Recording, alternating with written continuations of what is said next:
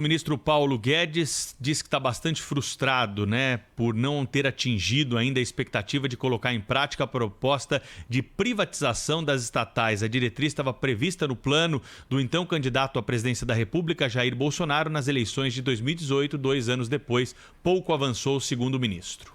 Eu estou bastante frustrado com o fato da gente estar aqui há 2 anos e não ter conseguido vender uma estatal. Quer dizer, é bastante frustrante.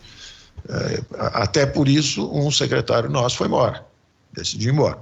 Entrou um outro com muita determinação e mais juventude. Quem sabe ele aguenta o tranco e vai conseguir entregar mais. Ele só tem que fazer um gol para ganhar. Professor Antônio Delfim Neto está conosco aqui no Jornal Gente da Rádio Bandeirantes para começarmos a nossa conversa a partir aí da declaração do ministro da Economia.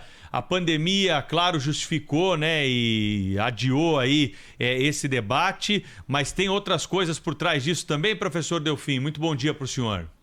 Bom dia a vocês, bom dia ao Brasil. Na verdade, eu acho que o Guedes tem razão. Só que o problema é o seguinte, que esforço fez de verdade o executivo para que se pudesse caminhar nas vendas de algumas estatais? Nenhum. Na primeira objeção, as coisas se desmontam. Ou seja, é evidente que tem que enfrentar esse debate no Congresso. Não adianta estar discutindo. A esquerda deseja realmente a continuidade de todas essas instituições, muitas delas completamente ineficientes. E o governo não tem a disposição de enfrentá-los num debate aberto. Hoje é uma coisa evidente que há um abuso enorme dessas empresas estatais e que não são mais necessárias. Foram talvez um dia no passado. Agora, o Guedes tem razão de dizer que está frustrado, mas devia dizer que está frustrado com ele mesmo. Porque, na verdade, não houve até agora nenhum esforço de verdadeiro do governo para que o processo caminhasse.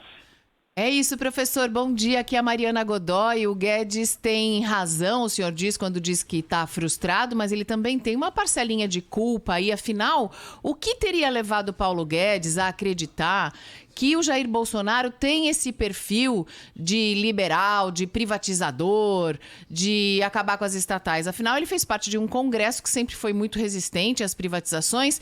E agora eu imagino, professor, que com esse apagão no Amapá e todos esses conflitos que já estão acontecendo, porque o povo está revoltado de estar sem luz, esse apagão no Amapá vai dificultar ainda mais uma provável, uma possível futura privatização da Eletrobras, por exemplo, ou não? Mariana, eu acho que exatamente esse fracasso dramático no Amapá deveria acelerar as disposições do governo de produzir uma redução da atividade do Estado nesse setor. Não é possível continuar dessa forma. Agora, o próprio presidente do Senado declara que, por conta da crise do Amapá, ele não porá em votação nenhuma medida que produza a privatização da energia. Na verdade, não há disposição, Mariana. O governo não tem se esforçado. O governo tem um programa importante, bom, mas não se esforça para executá-lo. Agora tem um problema, né, professor? Muito bom dia.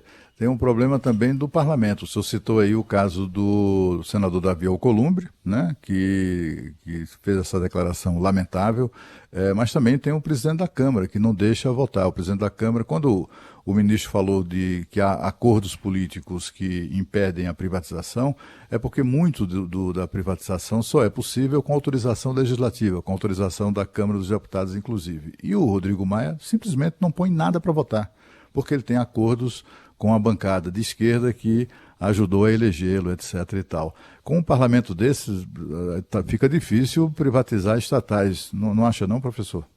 Claro, Cláudio. Ninguém demonstra disposição de reduzir a participação do Estado, Cláudio. Esse caso é evidente. Quando o presidente decide que, por conta de uma crise, ele não vai mais colocar em discussão a privatização da Eletrobras, você está transformando o problema numa coisa ridícula.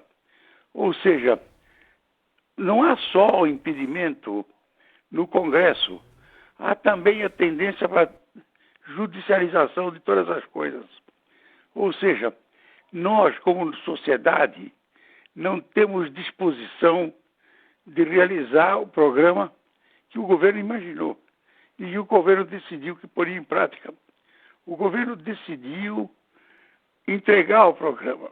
O governo não tem feito nenhum esforço evidente, visível, para ampliar a privatização e para reduzir a judicialização desse programa. Professor Delfim, bom dia. Aqui é a Thaís Freitas. Eu queria colocar para o senhor analisar uma outra declaração dada ontem pelo ministro Paulo Guedes, que mexeu muito com o mercado. Ele disse o seguinte, aqui nas aspas do ministro: o Brasil pode ir para uma hiperinflação muito rapidamente se não rolar a dívida pública de forma satisfatória. O senhor enxerga algum risco de caminho para a hiperinflação, professor? O risco é evidente. Você está com uma dívida que atingiu praticamente 100% do PIB. E uma dívida que vence 25% dela no primeiro ano. Você está você está produzindo um afogamento da situação fiscal. O Guedes tem toda a razão, de novo, tem toda a razão, mas não fez o necessário para evitá-lo. Pois é, às vezes existem alguns agentes no governo que se comportam como comentaristas, não é, professor? Esquecendo que tem a caneta na mão também, né? Pois é, nós esperamos deles decisões, não apenas declarações que verdadeiras, mas podem ser feitas por nós, comentadores, sem nenhuma responsabilidade. Professor Antônio Delfim Neto, obrigado, hein, professor? Até a semana que vem aqui na Rádio Bandeirantes. Um abraço para o senhor.